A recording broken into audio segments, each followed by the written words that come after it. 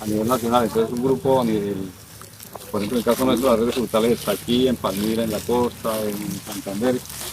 Y aquí trabajamos en cada región pues trabajamos sobre las especies, los cultivos que nos competen, ¿no? Entonces, eh, primero les quiero comentar unos datos básicos de la fruticultura del país, ¿no? Que son datos de la encuesta nacional agropecuaria. ¿Se han escuchado esa encuesta que el DANE hace? El DANE hace, contrata agrónomos y van a las fincas de cada región, de cada municipio, en lo posible tratan de cubrir todas las áreas y se hace se tiene una información de las áreas, de las especies que hay, de los rendimientos que hay y luego los entregan a la sociedad, ¿no? A los agricultores, a las empresas que necesiten, a las universidades, a quien quiera consultar. ¿Sí han escuchado de esa encuesta?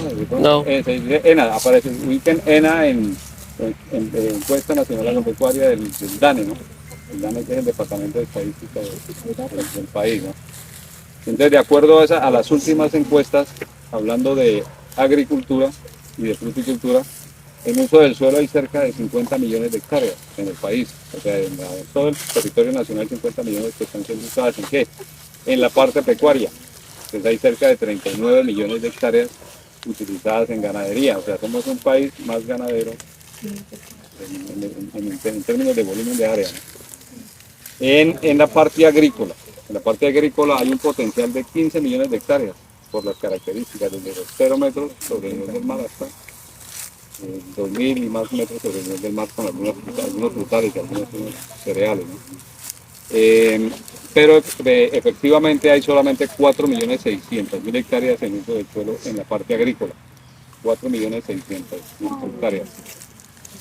1.700.000 hectáreas en cultivos comerciales. ¿Cuáles son? Cacao, caña, palma africana, caucho, soya, son los que se industrializan, ¿no?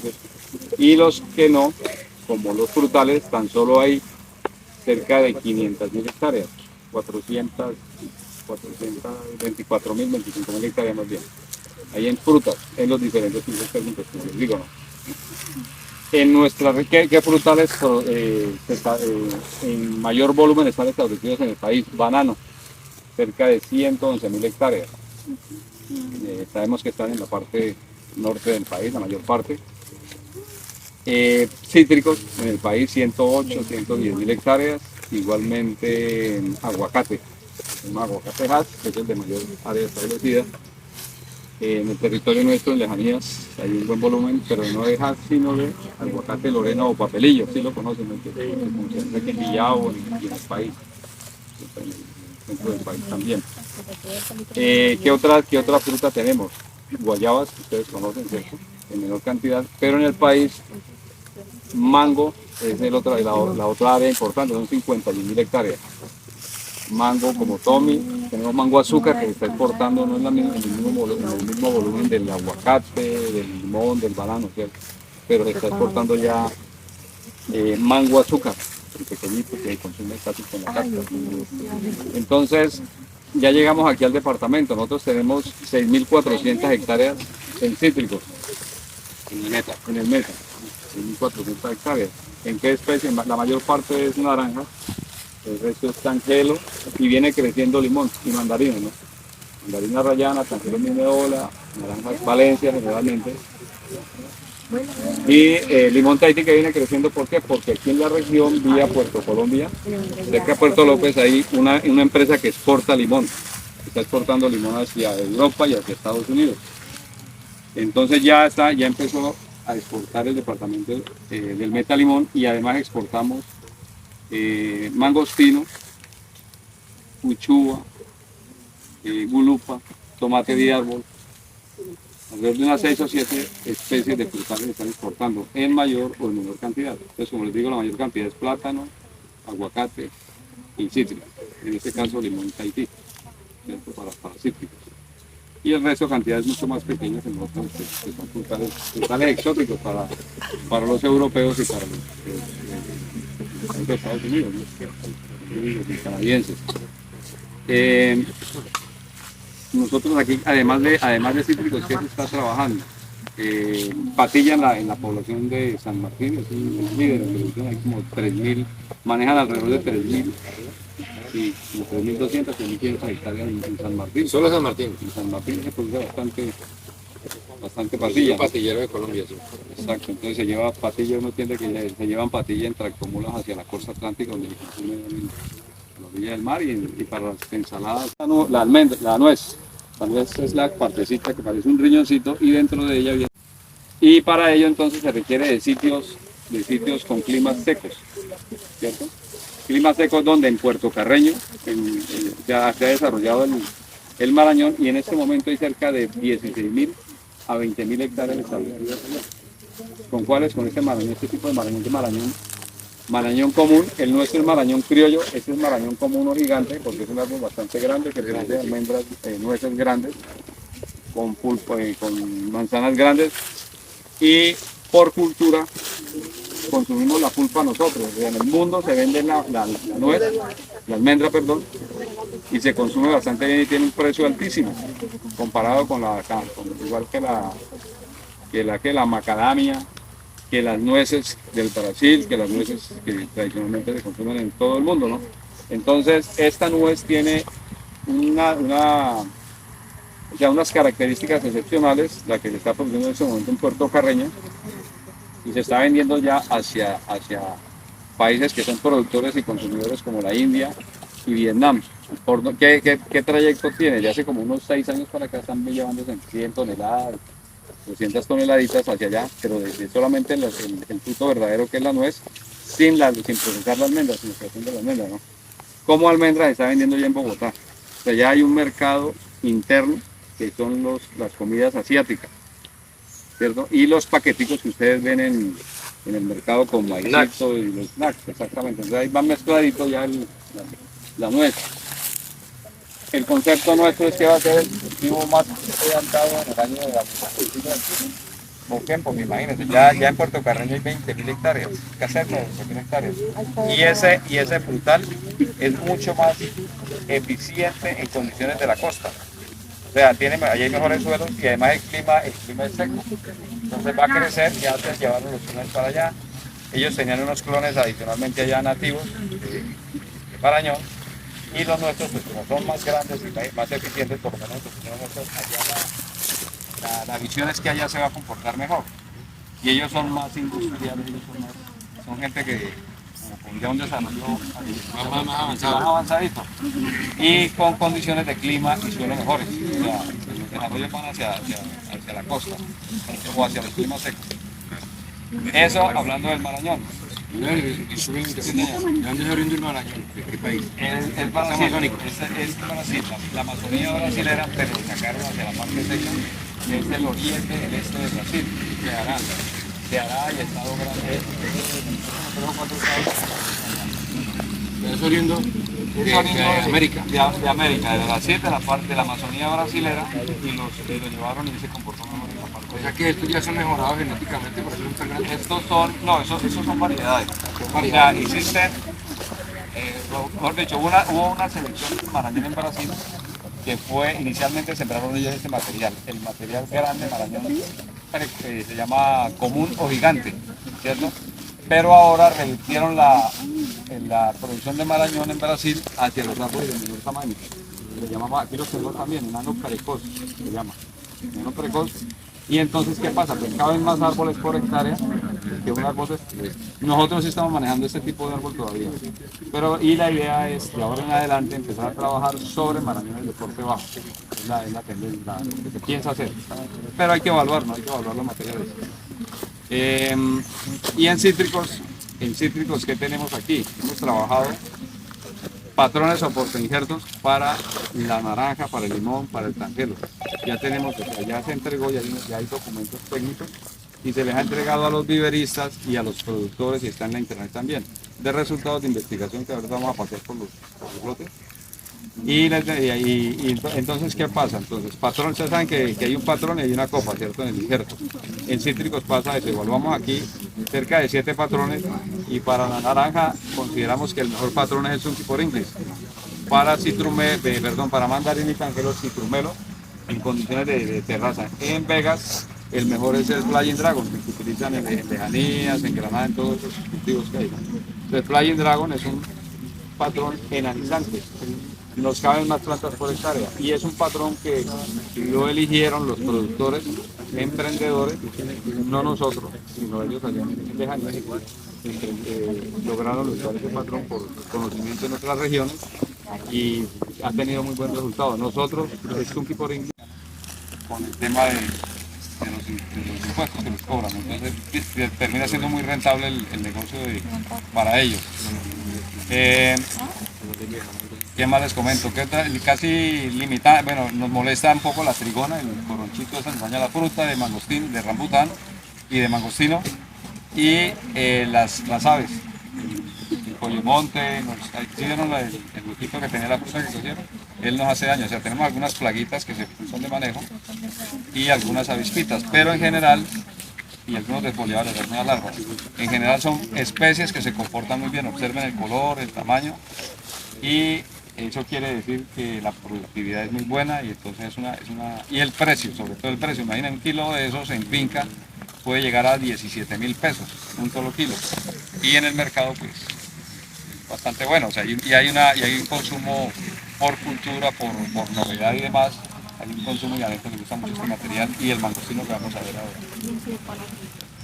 Si quieren nos movemos un poquitico hacia allá, tenemos poco tiempo, vamos hacia allá, sí, no, hacia allá, a ver.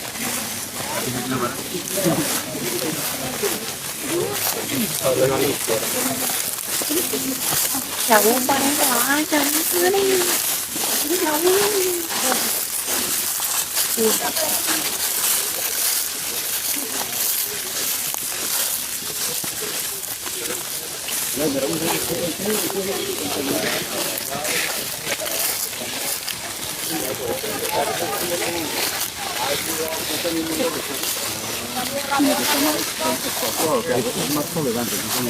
Todas estas es el mismo problema, pero entonces como no afecta tanto la corteza, el crece normalmente y se puede mantener. ¿Qué hacemos allá en el que está allá? No, se raspa todo, se raspa lo negro, queda lo verde con un cuchillo, cuchillo generalmente. Una gratable. Sí, también se puede usar. Sí, la idea es limpiarlo, ¿no? Limpiarlo, quitar la corteza y sobre esto colocarla, aplicarle pasta bordelés, que es cal viva, al 90%, esa cal que se calienta con el agua. Sí, ya, cualquier agua. Y se le agrega sulfato de cobre, más rilomil, que es un fungicida, que es una pasta, una pintura, ¿no? Y se cubre totalmente. Entonces eso le alarga la vida a ese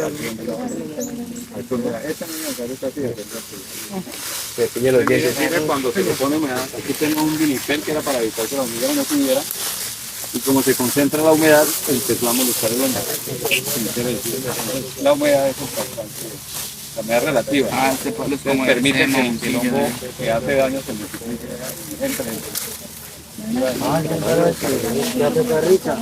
Sí, acabo de pasar la época de cosecha aquí en Común, julio, agosto. Son 2 mesecitos nomás. Porque tenemos 2 aldeas, 2 Y ahora,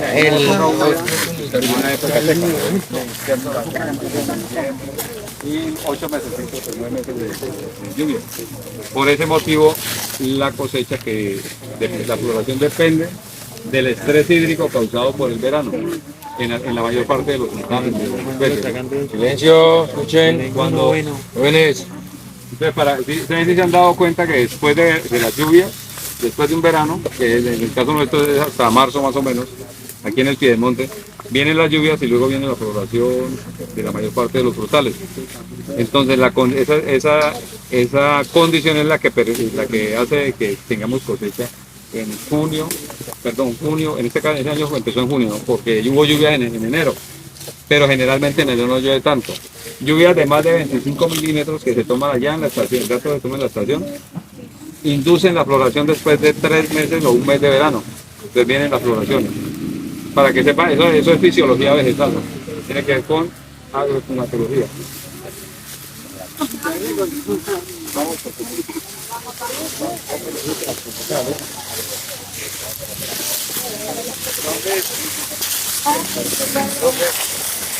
Ahí se ve el dañito, ven el daño del árbol, se ve un poco más acentuado. Y si ven aquí estos despuntes, estas poditas, es la cosecha, como es un racimo que se pone casi rojo, entonces lo que hace es cortarse, ¿no? Este sí, cógelo. Se corta para que lo muestre a los que no lo conozcan, sobre todo. Ahí. No tiene. Ya lo rompió el pájaro, sí, el ave. Va, pues estoy comiendo ese pelo. Entonces miren los cortes que hemos hecho, porque la cosecha, el racimo es un racimo y se corta 10 centímetros atrás. ¿Por qué? Porque si dejamos la estructura se llena de hongos y nos afecta.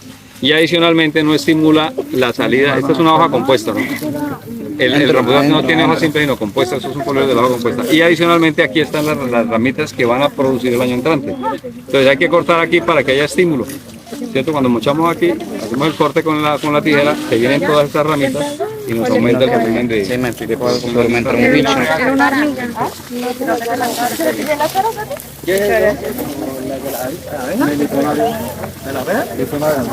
Entonces, espera aquí para que con cuidadito pasamos, no pasa nada. A ver, atención, escuchen.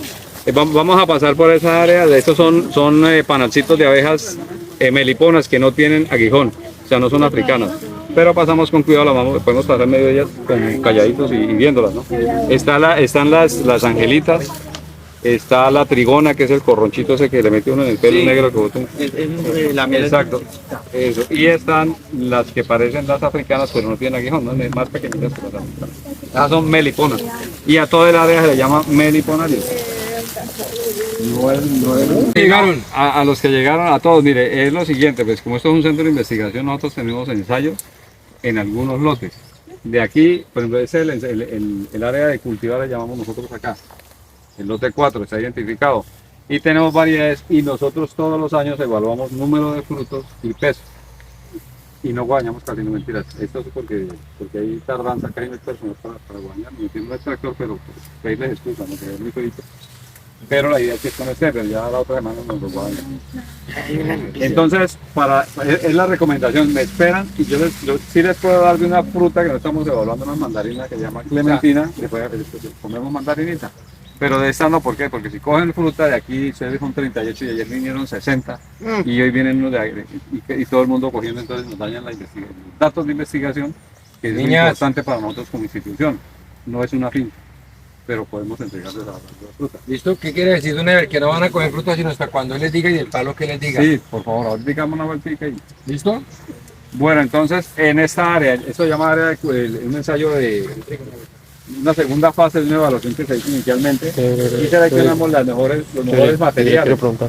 ¿Qué encontramos aquí? ¿Esto cómo lo conocen ustedes? ¿El bicho? Es una ¿qué fruta es?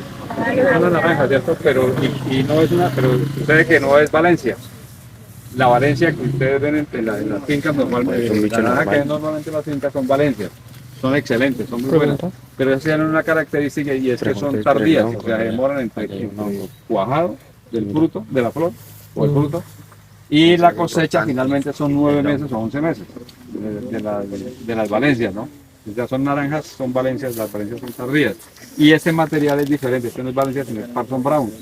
Estas son 6 meses nada más, o 7 meses, entre 6 y 7 meses, desde que florece hasta que se cosecha la fruta. Entonces observen que hay algunas que ya están dando como colorcito, ¿cierto? Si nos movemos ahorita como lo vamos a hacer, nos vamos a mover acá donde están las Valencias, nos damos cuenta que las Valencias están más verdes, a pesar de que tienen tamaño, están mucho más verdes.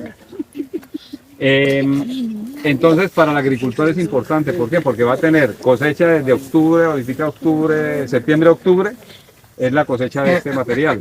Y viene después las Valencias, ¿no? Vienen las Valencias entre diciembre, enero y febrero del año entrante. Entonces tenemos como casi, serían unos 6, 7 meses de cosecha. Y luego viene una mitaca, que es por ahí en junio de cada año. Junio, julio viene una mitaca o mayo, junio. Y entonces el agricultor tiene fruta para vender en el país y no concentramos con solamente las Valencias la cosecha, y eso hace que cuando se concentra mucho en una región pues se baja el precio porque todo el mundo sale con naranja, ¿no? Entonces la idea es que salgamos desde septiembre, octubre hasta marzo del año siguiente, junio, mayo, junio. ¿Listo? Entonces esta es la mayor parte, miren, esa que está allá es una mandarina Dancy diferente a la mandarina rayana que es la que conocemos. Entonces mandarina Dancy, esta nos produce unos 2 meses antes que la mandarina arrayana. Mire que ya está tomando color, ¿sí? Ya comenzó a ponerse más amarillita. A ponerse amarillita. Eso no es naranja. No, ahorita le digo. Todo eso es mandarina, lo que pasa es que está grandecita. Entonces, y vamos a encontrar otra que se llama Crescent Sweet Orange, Enterprise y algunas valencias aquí en el recorrido. Entonces bajemos con cuidado por aquí. Mira, profe. Ya le digo en qué momento podemos. ¿Una araña? No, un bicho.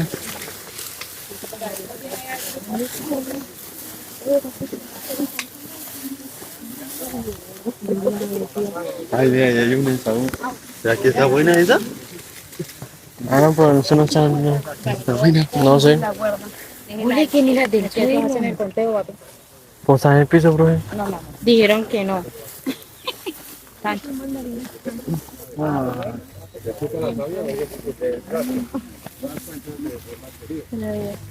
¿Cuál es la?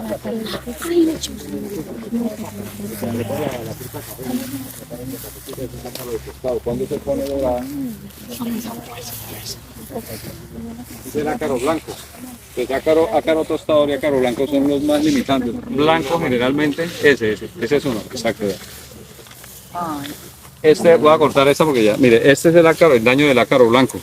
Es como No le deja mal. como liso, como color dorado. Entonces, esto es ácaro blanco y ese es el Polyphagotarsonemus latus.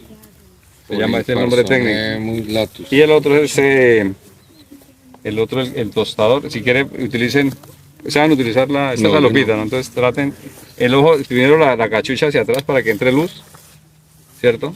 Y acercar el ojo hasta que más cerca el ojo a la lupa si puede. Hasta que le aclare bien la visión suya. Más o menos si uno lo acerca más, le da siquiera un área de más de 1 centímetro cuadrado, que es el que evalúa normalmente uno cuando viene. ¿Por qué les estoy hablando de esto? Porque es importante conocerlas primero y aprender a utilizar la herramienta. Se ve como si tuviera un sarpullido. Sí, señor. Eso va generando, ese es el daño de la corteza, ¿no? Por eso se pone ese color. De ese color. Entonces esta naranja en el mercado vale 3 pesos, ¿cierto?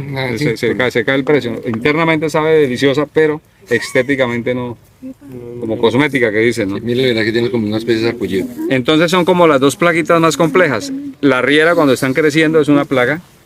Nosotros tenemos una plaguita aquí que es el venado. Tenemos cerca de 84 individuos, nos los evaluó la Universidad de la ¿Sí? Y nos parten los árboles cuando están en desarrollo. Hasta, ¿Por comerse el cogollo? Sí, no tanto, el rambután sí. Pero al cítrico es porque como el venado desarrolla los cachitos como las uñas nuestras, no es fijo, él lo está renovando cada año. Y genera una pelusa que le genera un fastidio. Con el árbol. Y puede poner a rascarse hasta que nos ha dañado aquí 4 lotes de alrededor de unas 600 plantas. Eso es corte parejo y nosotros no sabíamos. Entonces se hizo, con un villano se hizo un convenio, una chica hizo la tesis y ubicó cámaras trampa, como en National Geographic, y caracterizó 84, 87 venados diferentes. O sea, tenemos una superpoblación y se nos vuelve de plaga. Entonces, estamos estudiando con villanos, con una gente que tiene... Hay una opción que es aplicar grasa de tigre que en el árbol. en el árbol, sí, en el sector, en algunos sitios claves para que ella no se espanta, ¿no? O si no, o de pantera o de tigrillo. Y nos dijeron también que se puede de esa las heces del animal. Todo eso estamos haciendo. ¿Listo? Entonces, miren, hay que conocer plaguitas, desde áfidos, escamas, el piojo blanco, todos ellos y algunos que son benéficos. Entonces, cuando uno identifica, hace una evaluación, uno toma una muestra, ¿no es cierto? Digamos, en este lote, uno podría evaluar 10 árboles al azar, en sexagio, bueno, y registra. Bueno, como yo conozco, entonces digo, bueno, hay áfidos, hay escamas, ácaro blanco, ácaro del tostado. Entonces justifico y digo la cantidad que hay, ¿no? que evalúo si hay 5 frutos o más de 5, más de 10, más de 20 o más de 100, porque esos son volúmenes altos. Entonces esa lectura me permite a mí hacer el diagnóstico de cómo está la plaga en el lote y ese dato me permite a mí hacer o no hacer aplicaciones, ¿cierto? Hacer aplicaciones con entomopatógenos o con productos químicos, que es lo que no se desea. Hay productos químicos, por ejemplo, hay entomopatógenos que son honguitos como la Boveria baciana, Metarricium, Isaria, y ya los venden comercialmente. El problema es que sean eficientes, ¿no? Que se apliquen bien y que funcionen perfectamente. Casi generalmente no son, ellos no matan inmediatamente la plaga, Lo que hay que hacer es inundaciones periódicas de tal manera que las condiciones permitan que él esté aquí, que tan pronto llegue la plaga, parasite los ácaros, ¿cierto? O parasite las larvitas, o parasite los defoliadores, de los cucarros que defolian. Entonces, el monitoreo, que es la identificación de plagas cuando ya se conocen, a través de estos materiales, de estos elementos, permiten tomar decisiones técnicas. Igual el manejo de nutrición y todo, ¿no? Este maní forrajero hace parte sí, este es Arachis pintoi. Y hay uno más agresivo, que tupe más rápido, crece más rápido y llega por debajo del árbol casi, se llama centauro. Está muy asociado, ¿sí vieron en porcino? Sí. Ese es el centauro, ese es el que se puede utilizar también en condiciones en frutas, lo utilizan asociado con ganadería. O sea, esos parten generalmente de asociarlos con pastos, con gramíneas y con esa leguminosa. ¿Para qué? Para que mejorar la dieta del animal, porque eso tiene mucha proteína, generalmente más que la gramínea, ¿no? Sí, y ese cultivo da como una flor amarilla. Exacto, mira. Esa amarilla. Exacto. Y ahí finalmente el producto fija nitrógeno del aire. Entonces mire un problemita, este problemita lo tiene el tangelo allá en la zona de ustedes, si ven en los cultivos de tangelo. ¿Por qué? Porque esta planta es la madre, el tangelo es un híbrido. O sea, con flores de esta y flores de la toronja hicieron exacto, un cruce y se generó una semillita en esa polinización, y de esa plantica, de esa semilla salió una plantica y la multiplicaron por esquejes o injertado. Y ahí empezaron, y ahí nació el tangelo mineola, que es el que conocemos, que tiene muchas, tiene que parecer como una toronja. Sí, grande. Exacto, Vale, como ese material, milagro. y heredó de la planta esa debilidad. Es la debilidad de este hongo, se llama, esto es alternaria. Está fea la fruta externamente, pero es eso, alternaria está bien.